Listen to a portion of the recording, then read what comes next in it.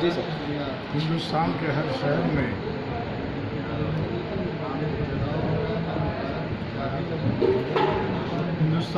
شہر میں مہاتما گاندھی کی جینتی منائی جاتی ہے اور اس یاد کے توسط سے گاندھی جی کو خراج عقیدت پیش کیا جاتا ہے.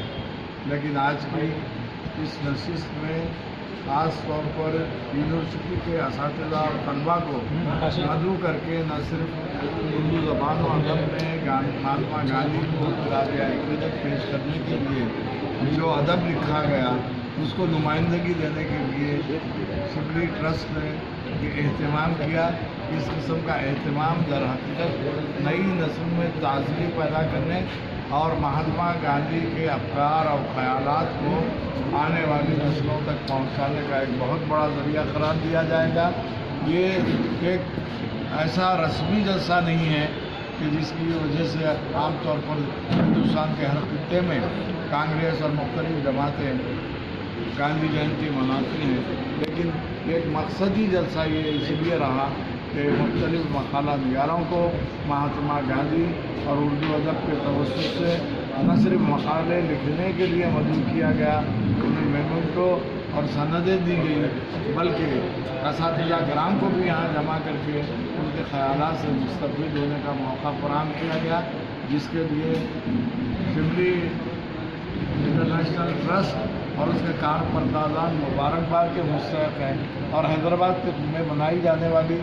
گاندھی جینتی کی تمام تقاریب میں اس جلسے کو ہم منفرد جلسہ اس لیے کہہ سکتے ہیں کہ اس میں طلباء، اسکالر اور اساتذہ سب ایک جگہ جمع ہیں اور شہر کے مختلف حلقوں سے تعلق رکھنے والے لوگ بھی یہاں جمع ہو کر مہاتما گاندھی اور ان کے کارناموں کو پیش کر کے خراج عقیدت پیش کر رہے ہیں. اس لیے اس جلسے کو ایک نمائندہ اور کامیاب اور مستند جلسہ قرار دیا جائے گا کہ جس کے ذریعے ہم گاندھی جی کے خیالات کو نئی نسل میں منتقل کرنے اور اس کے توسط سے ہمارے ملک کی ترقی، ملک کے مختلف طبقات میں اور مذاہب کے لوگوں میں قومی یکجہتی اور اتحاد پیدا کرنے کی کوشش کر رہے ہیں. اور اس کے توسط سے ہم یہی پیام دے رہے ہیں کہ متحدہ ہندوستان، جہاں ہندو، مسلم، سکھ، عیسائی، پارسی،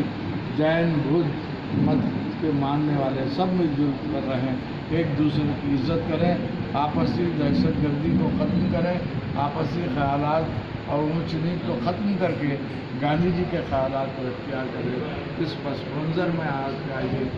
سیمینار بڑا کامیاب رہا، جس کے لیے شبلی انٹرنیشنل ٹرسٹ اور اس کے کارپردازوں کو مبارکباد دی جاتی ہے. اور حیدرآباد کے اس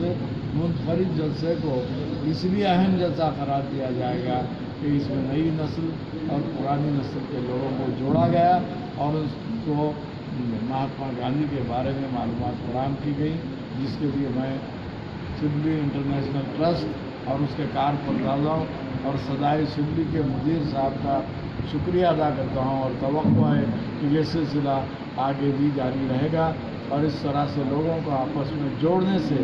اتحاد، یکجہتی کی فضا پیدا ہوگی، جو گاندھی جی کی زندگی کا اولین مقصد تھا. اس کو حاصل کرنے کے لیے ہم کو پھر جد و جہد کرنی پڑے گی اور سب مل جل کر کام کریں تو ہمارے ہندوستان میں جو فرقہ پرستی اور دہشت گردی اور مذہب کے نام پر جھگڑے پیدا ہو رہے ہیں اس کو ختم کرنے کا بھی موقع ملے گا. شکریہ، بے حد شکریہ.